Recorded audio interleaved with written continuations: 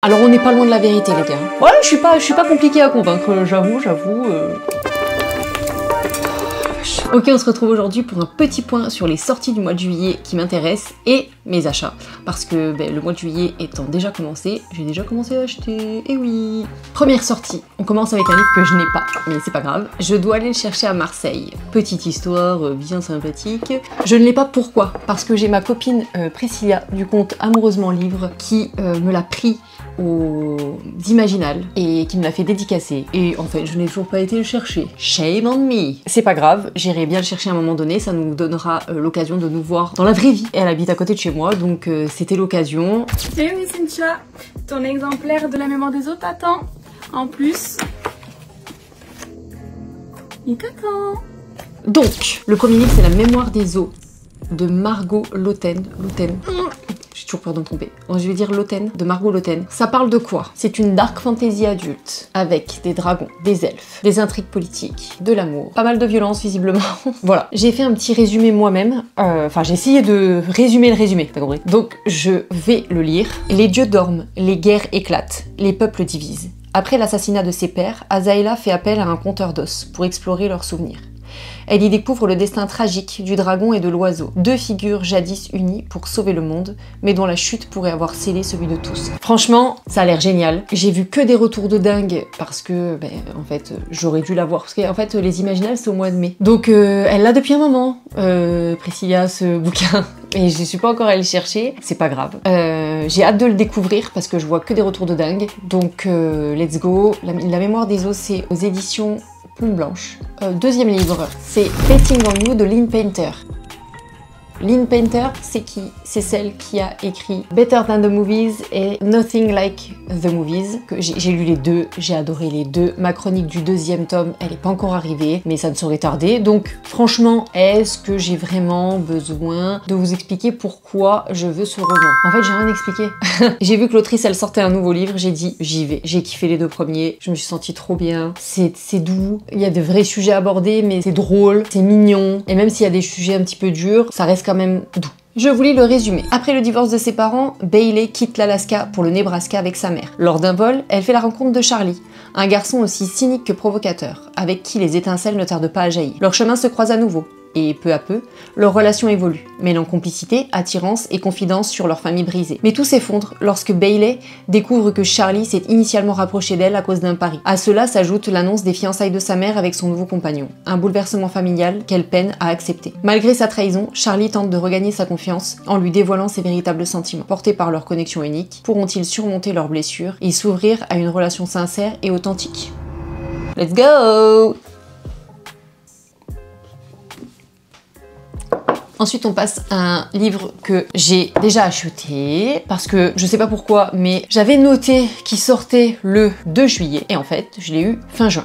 Donc je ne sais pas pourquoi, j'ai eu les mauvaises infos, c'est pas grave, c'est pas grave. Ce roman c'est Watermoon de Samantha Soto Yambao, j'espère que je le dis bien encore une fois, aux éditions Brajlon. Déjà, est-ce qu'on peut parler de cette couve? Absolument sublime, il est incroyable. Le résumé nous dit, mon résumé, une boutique où tu peux vendre tes regrets? Oui, mais à quel prix? Quand Anna découvre sa boutique saccagée et que son père a disparu dans la foulée, elle se rend compte qu'une précieuse acquisition manque aussi à l'appel. C'est là qu'apparaît Keshin, un jeune homme énigmatique qui lui propose son aide. Visiblement, il est question d'un monde magique.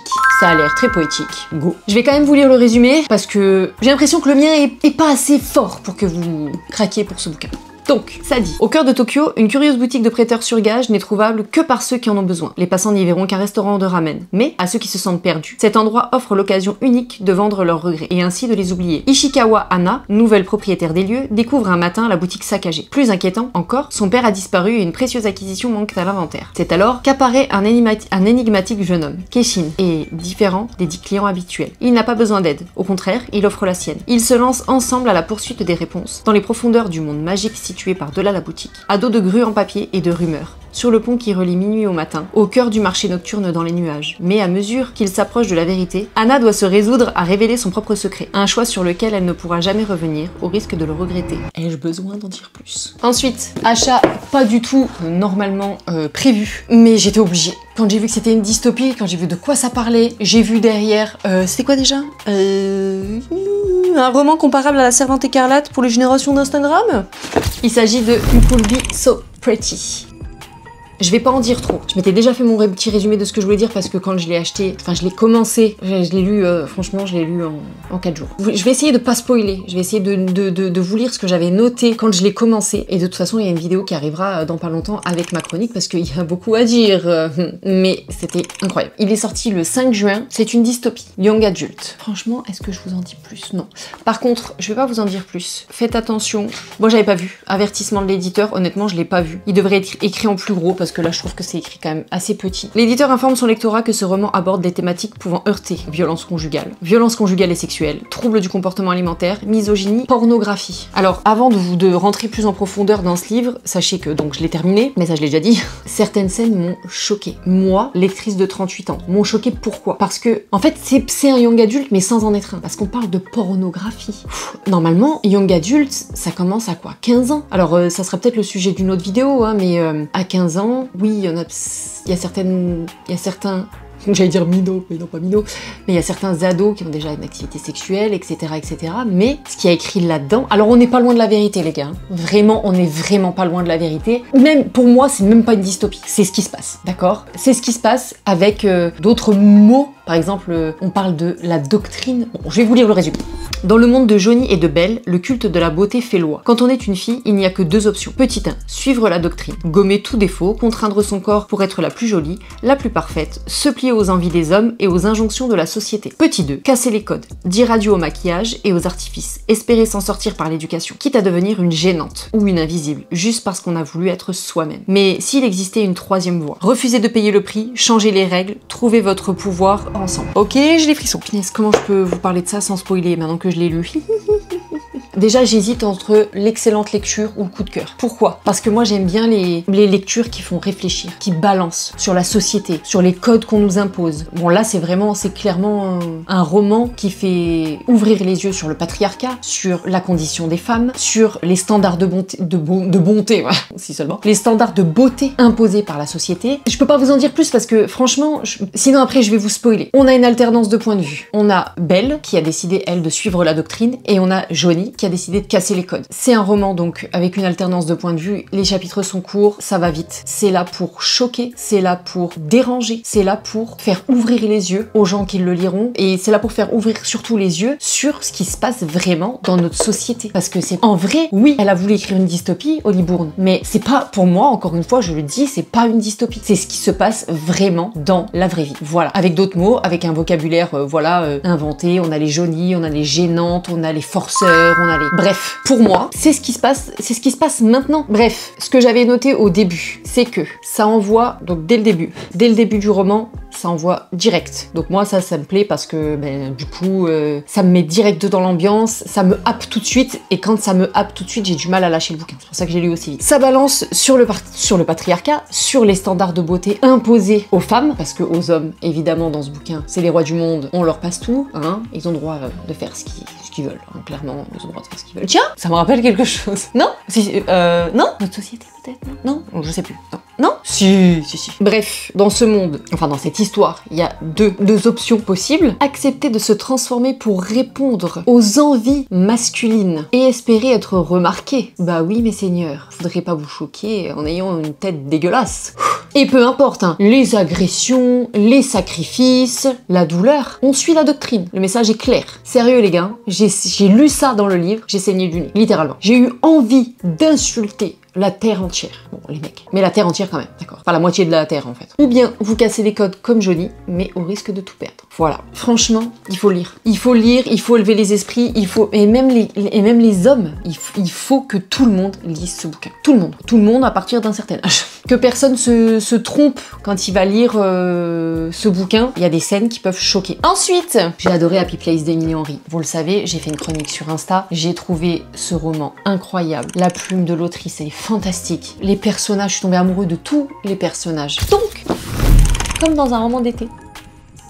Bah ouais, on est en été, j'ai envie d'une petite romance, comme dans un roman d'été. Je vous lis le résumé. Auguste Everett est un écrivain sérieux, considéré comme le nouveau génie des lettres américaines. January Andrews, elle, ne compte plus les best-sellers publiés, mais dans un tout autre registre.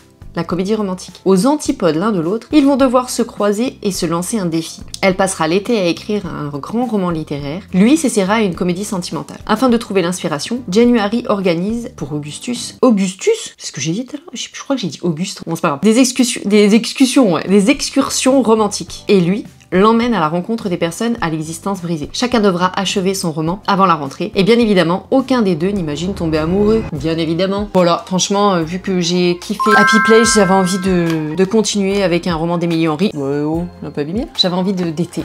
On passe à autre chose. Roman qui n'était pas du tout prévu. Pas du tout, je l'avais pas noté, absolument.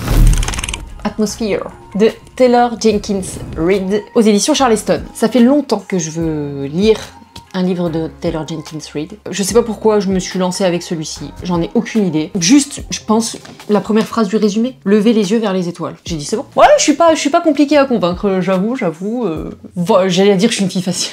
Mais au niveau des livres, je vous lis le résumé. Lever les yeux vers les étoiles, c'est la raison d'être de Joanne Goodwin depuis l'enfance. Aussi, à défaut de pouvoir les approcher, dans un monde où le métier d'astronaute est réservé aux hommes, elle est devenue astrophysicienne. Mais le jour où elle apprend que la NASA recrute des scientifiques conscientes des sacrifices qui s'annoncent, elle saisit sa chance. Elle aussi, elle ira dans l'espace. Animée par la passion et un amour dont elle n'aurait pu concevoir l'existence, elle poursuit inlassablement son rêve. Ce matin de décembre 1984, quand Joanne arrive au centre de contrôle à Houston, elle s'attend à vivre une journée comme les autres. Elle n'est ni anxieuse, ni terrifiée, ni dévastée. Pourtant, quelques heures plus tard, l'incident qui survient dans la navette spatiale fait basculer le destin des astronautes à bord, comme celui de Joanne, restée sur Terre. Ça a l'air trop cool. Franchement, il y a 450 pages. Bon, j'avoue, j'ai lu 20 pages. C'est nul. J'ai lu 20 pages. Je sais pas pourquoi celui-là plutôt qu'un autre, parce que y a Les 7 maris d'Evelyn Hugo, il y a Les vrais amours, il y a Les sirènes de Malibu et tout qui me tentait de ouf. Tous ces romans me tentent. Je sais pas pourquoi j'ai pas sauté le pas. Je la vois partout cette autrice, tout le monde kiffe ses romans, donc je sais pas pourquoi celui-ci. Peut-être le fait que on soit dans les années 80, que c'est mon année de naissance du coup. Enfin c'est mon année de naissance, dans les années 80 Cynthia. Donc dans les années 80 je suis née, et donc on va être dans cet univers des années 80-90 je pense. Voilà, les étoiles, le fait que ce soit un monde d'hommes et que ça soit pas ouvert aux femmes et tout. Je sais pas, ça m'a attiré, ça m'a plus beauté que les autres, et donc je me suis lancée. Voilà. Et en plus de ça, j'ai vu des retours de ouf. Let's go. Dernier achat, pas prévu. Un livre qui n'est pas sorti au mois de juillet, je crois qu'il est sorti fin d'année dernière, un truc comme ça. Mais quand je suis allée, on s'est réunis avec le Booksta Gang, avec Camille, Céline et Julie, il y a 2 semaines. On s'est fait un petit dîner, toutes les 4, et on a décidé de faire une lecture commune. Julie a dit « Ah, mais vous connaissez ce livre? Ça a l'air sympa, ça me tente bien. » Et on s'est dit « C'est quoi ?» Eh ben...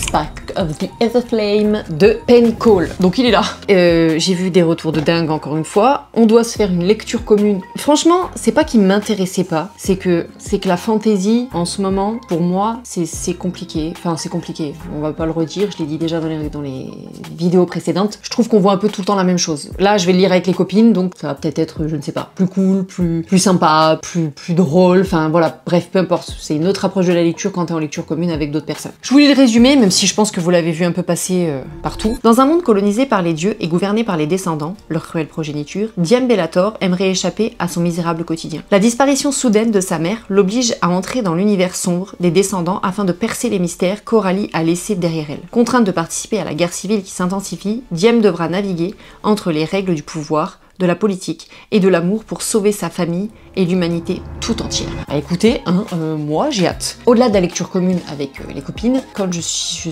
allée en librairie, j'ai feuilleté, d'accord. Bon, honnêtement, la carte, je la trouve naze. Mais bon, bref, peu importe. Moi, ce qui m'a fait kiffer, c'est ça.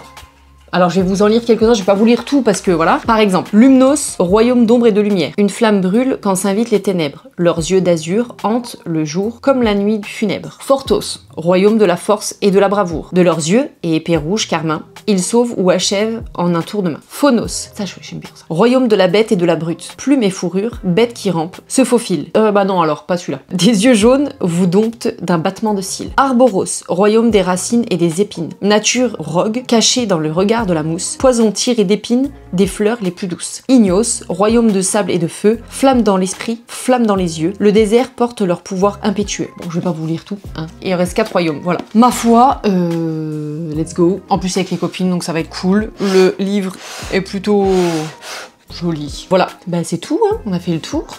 C'est tout pour moi pour les sorties du mois de juillet. J'espère que cette vidéo vous aura plu. N'hésitez pas à me laisser un petit commentaire pour me dire s'il y en a qui vous intéressent ou ce que vous allez acheter au mois de juillet. Ça me donnera peut-être des idées, ça allongera ma wishlist. Et je vous dis à bientôt pour une nouvelle vidéo. Ciao!